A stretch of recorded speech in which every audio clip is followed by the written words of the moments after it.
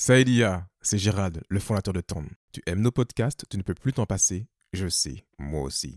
Nous avons mis en place l'abonnement participatif et j'y crois énormément. C'est toi qui décides du montant de ton abonnement. Cela peut être 50 centimes, 1 euro, 5 euros ou plus. Le montant est libre. Pour ce faire, c'est très simple. Il suffit de cliquer dans la description des épisodes sur le lien LibéraPay. À très vite. Merci de ton soutien et bonne écoute.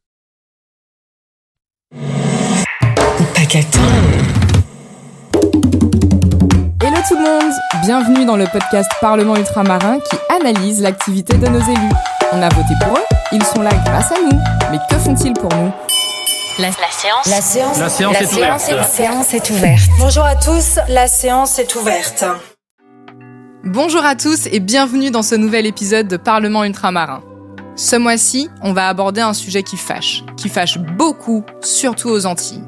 Il faut bien prendre la mesure de la profondeur de la cassure qui existe entre le pouvoir politique et puis la population devant la chaîne de crimes que l'on résume par le nom de chlordécone. Oui, on va parler du chlordécone. L'intervenant que vous venez d'entendre s'appelle Philippe Pierre-Charles et c'est un des visages de la mobilisation contre le chlordécone en Martinique. Je ne vais pas m'éterniser sur les bases. Malheureusement pour nous, Antillais, on sait beaucoup trop bien de quoi il s'agit. Le chlordécone est un pesticide utilisé dans les bananeraies de Martinique et de Guadeloupe à partir de 1972 pour lutter contre le charançon, un insecte qui ravageait les récoltes. Vous connaissez la suite. Il a été classé par l'OMS comme cancérigène possible en 1979, mais on a continué à l'utiliser aux Antilles grâce à des dérogations tranquillement jusqu'en 1993. Alors, je vous préviens tout de suite, le sujet du jour, ce n'est pas de savoir qui a signé les dérogations, pourquoi, dans quel contexte, sous quelle pression. Je suis sûre que vous avez plein de choses à en dire, et si vous voulez qu'on fasse un épisode spécialement dessus, dites-moi dans les commentaires et on pourrait y revenir. Ça nous fera un petit focus historique, et vous savez que j'adore ça. Pour aujourd'hui, on va se concentrer uniquement sur les initiatives de nos élus qui sont faites pour obtenir réparation. Parce que c'est ça qui anime tout le monde aujourd'hui. Les conséquences du chlordécone, on est nombreux et nombreuses à en souffrir au quotidien. Les cancers de la prostate, l'endométriose, les règles archi-douloureuses. La première étude Canari 1, lancée par Santé publique France en 2013, a montré que plus de 9 Antillais sur 10 avaient du chlordécone détectable dans le sang. 14% des adultes en Guadeloupe et 25% en Martinique dépassent même le seuil au-delà duquel les effets sont possibles sur la santé. Mais cette étude, elle a 10 ans, elle date un peu et donc il est temps de la réactualiser. Début janvier 2024, cette année donc, Santé publique a annoncé le lancement d'une deuxième étude, Canari 2, pour mesurer l'évolution de l'imprégnation du chlordécone dans le sang. Cette étude sera faite en Martinique et en Guadeloupe jusqu'au mois de juillet sur plus de 3000 personnes tirées au sort si vous acceptez d'y participer. Elle va surveiller en particulier les personnes considérées comme les plus vulnérables, c'est-à-dire les femmes en âge de procréer et pour la toute première fois, les enfants.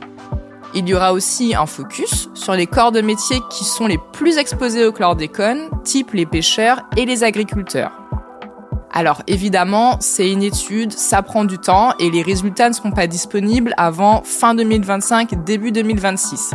Mais en attendant, il va se passer des choses au Parlement. Le 29 février 2024, si tout se passe comme prévu, on va parler de chlordécone à l'Assemblée nationale. Grâce à qui ? Grâce aux députés socialistes qui ont décidé de mettre le sujet à l'ordre du jour de leur niche parlementaire.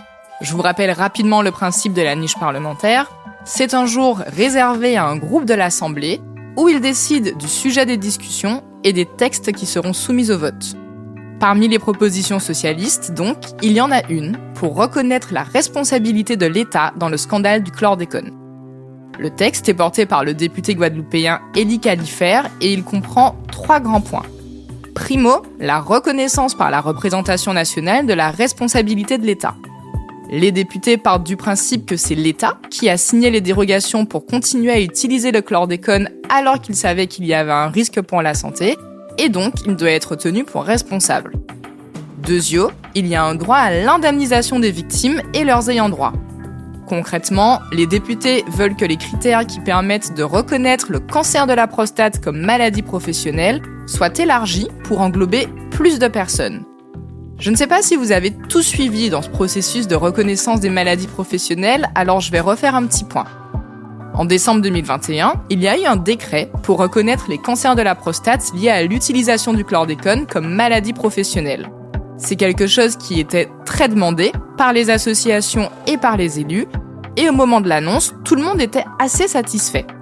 Mais, parce qu'il y a toujours un mais, le diable se cache dans les détails et pas mal de monde a déchanté ensuite. La reconnaissance a été conditionnée à 2 critères. Que les demandeurs aient travaillé pendant au moins 10 ans au contact du chlordécone et que moins de 40 ans se soient écoulés entre leur dernière exposition et le diagnostic de cancer de la prostate. Autant vous dire que ça limite les demandes. Surtout, ça exclut tout le reste de la population qui a pu être contaminée par le chlordécone par d'autres biais. D'ailleurs, depuis ce décret, il n'y a eu que 150 demandes et environ 80 dossiers qui ont été validés. Vous vous doutez bien que ce n'est pas représentatif parce qu'il n'y avait pas que 150 personnes qui ont travaillé dans les champs de bananes entre 1972 et 1993. D'où la volonté des élus socialistes d'élargir les critères de reconnaissance. Enfin, dernier point du texte socialiste, ils veulent créer une autorité administrative indépendante pour gérer le dossier et, attention, là ça devient technique, ils réclament une loi pluriannuelle pour assurer sur le long terme l'accompagnement des victimes. Vous allez me dire que cette loi pluriannuelle n'est pas très différente des plans chlordécone qui se sont succédés. D'ailleurs, si vous avez perdu le fil, on en est au 4e là. En fait, si. La loi pluriannuelle permet d'inscrire le budget pour le chlordécone dans le budget de l'État. Ce qui veut dire que c'est plus difficile de revenir dessus par la suite et ça apporte plus de stabilité dans la gestion du dossier. Il va donc falloir attendre le 29 février pour voir si la proposition de loi du PS est vraiment débattue et adoptée à l'Assemblée nationale. Attention, ce n'est pas garanti et c'est là qu'il faut la jouer stratégie. Je vous explique. Dans une niche parlementaire, les députés ont jusqu'à minuit, pas plus, pour examiner tous les textes qu'ils ont proposés. Dans la niche du PS, il y a 10 textes et la PPL sur le chlordécone est placée en 3e position. Mais il suffit que les discussions sur les 2 premiers textes s'éternisent pour que le chlordécone passe à la trappe. C'est pour ça que je prends des pincettes et qu'on va donc sagement attendre le 29. En plus, je vous rappelle que même si le texte est débattu et voté à l'Assemblée nationale, son parcours n'est pas fini. Il faudra encore qu'il soit inscrit à l'ordre du jour du Sénat et voté dans les mêmes termes. À ce moment-là, si ça se produit, vous aurez le droit d'ouvrir le champagne et croyez-moi, on va en entendre parler. Mais, je suis désolée de jouer la rabat-joie, mais on ne va pas trop se projeter pour ne pas se porter malheur. Pourquoi je vous dis ça ? Parce que dans les faits, ça fait 30 ans quasiment qu'on parle du chlordécone. Des débats au Parlement, il y en a eu pas mal, surtout ces dernières années. Pour autant, pas grand-chose n'a abouti. La proposition de loi du PS, elle ne sort pas de nulle part. Le 27 novembre 2023, il y a eu un grand débat à l'Assemblée nationale en présence du ministre délégué aux Outre-mer de l'époque, Philippe Vigier. Ont aussi participé la plupart des élus ultramarins, peu importe leur couleur politique. Davy Riemann, Marcelin Nadeau, Johnny Ajar, Jean-Philippe Nilor, Christian Baptiste, Olivier Servat ou encore Frédéric Maillot. Ils étaient accompagnés par les représentants de divers collectifs et associations engagés contre le chlordécone et les échanges ont duré plus de 2 heures. On y retrouve la plupart des demandes qui sont formulées aujourd'hui dans la PPL socialiste. Par exemple, Christian Baptiste, député de la Guadeloupe, a demandé si, je cite, « le gouvernement était enfin prêt à reconnaître officiellement les responsabilités de l'État dans les préjudices subis ». Jean-Philippe Nilor, député de Martinique et membre du groupe LFI, a réclamé la création d'instituts de recherche spécialisés. Marcelin Nadeau, député GDR de Martinique, a attiré l'attention sur la situation des pêcheurs. Parlant de la rémanence et de la présence, de la persistance de cette problématique du chlordécone, vous l'avez évoqué, la question du lavage des bananes avec de l'eau polluée, dont on sait qu'elle est polluée, puisqu'un certain nombre de pêcheurs, notamment d'eau douce, s'adonnant à l'activité de pêche aux écrevisses, ne peuvent plus exercer leur métier parce que la pêche dans ces rivières est interdite. Pêche interdite pour les uns et autorisation d'utilisation de l'eau pour les autres. Que fait l'État sur cette question, monsieur le ministre? Vous nous dites si, mais il est urgent d'agir.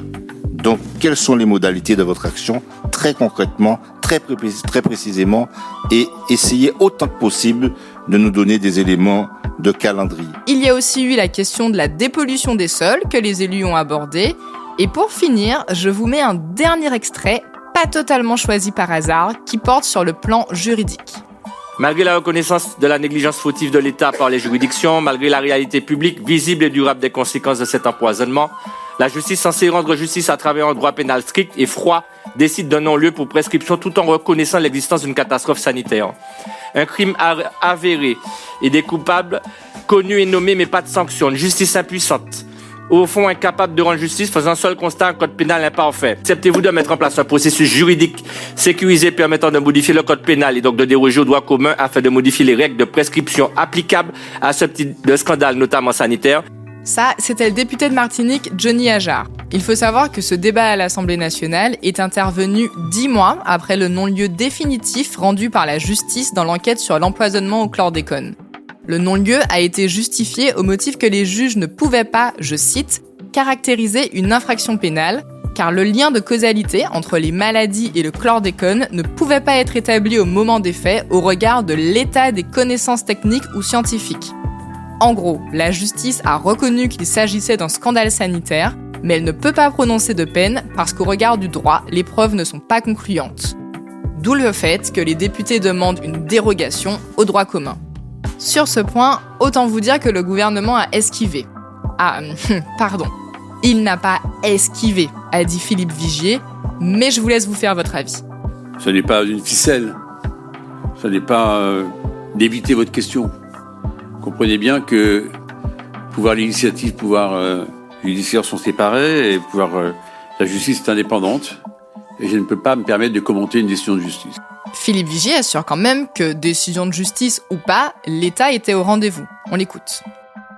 Là, on n'a pas attendu. Ça a été très bien dit par Olivier Servat sur la prise en charge des cancers, où on a un problème au-delà des cancers de la prostate, qui concerne naturellement la chlordécone, dont on sait que c'est un accélérateur. Eh bien, on sera au rendez-vous. Donc, il fallait, et l'État n'a pas attendu que la justice, qui est indépendante et qui a rendu, pour mettre en place tous ces dispositifs. Qu'il faille aller plus loin, oui encore. Mais on ne pouvait pas attendre ce temps judiciaire, on a accéléré bien le contraire.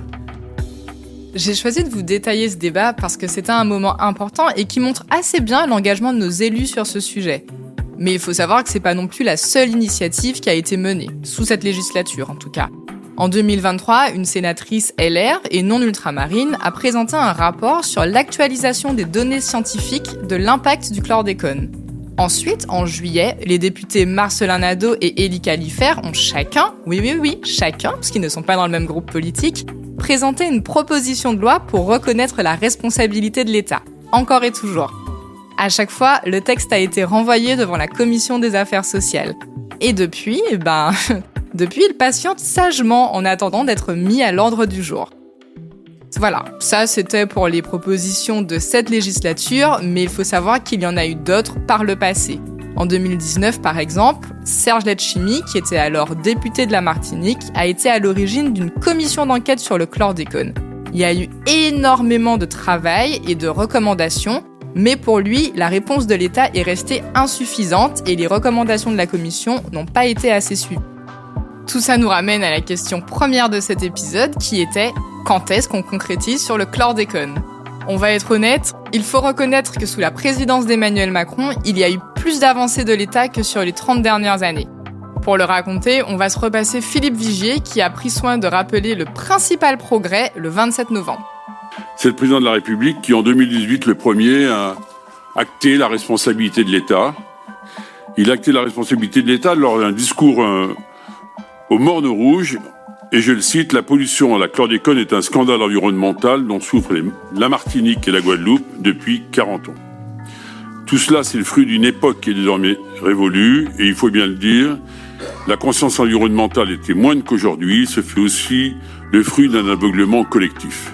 Alors oui, c'est vrai, c'était la première fois qu'un président de la République reconnaissait oralement la responsabilité de l'État dans ce scandale. C'était un premier grand pas et ça a été salué. Dans la foulée, il y a aussi eu le fameux décret pour reconnaître les maladies professionnelles, même s'il n'est pas parfait, et le lancement de tests de dépistage pour la population. Mais aujourd'hui, les ultramarins demandent plus. En fait, au-delà des avancées concrètes liées au chlordécone, c'est la question de l'égalité de traitement des populations ultramarines avec celle de l'Hexagone qui est posée. D'ailleurs, les élus et les responsables associatifs qui s'expriment sur le chlordécone citent souvent d'autres scandales sanitaires où la réponse apportée par l'État a été différente. On écoute par exemple Jean-Philippe Nilor. La vie humaine, est-ce qu'elle a la même valeur de part et d'autre de l'Atlantique? Si oui, il n'y a pas de dosage acceptable de chlordécone pour nous et pas pour l'Hexagone. Si la réponse, c'est que vous n'êtes pas dans une logique à géométrie ou à géographie variable, nous avons droit pleinement à une réparation comme les victimes de l'amiante dans l'Hexagone. Vous avez compris donc, pour beaucoup, à travers le chlordécone, c'est la question du lien, de la confiance entre l'État français et les Outre-mer qui est posée.